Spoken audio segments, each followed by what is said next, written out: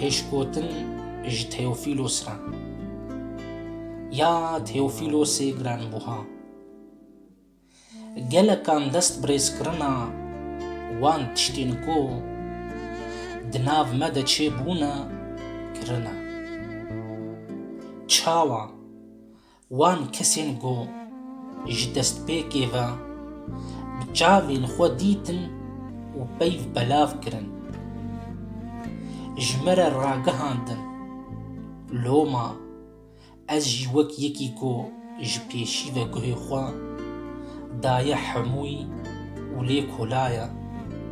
Min qenc dît ku ez wan tiştan rêz bi rêz ji te re binivîsim. Da ku tu rastiya tiştên ku ji te re hatine hînkirin bizanê. Pirtûka pîroz, Encîl, silav û rêz xuşbû berên hêja.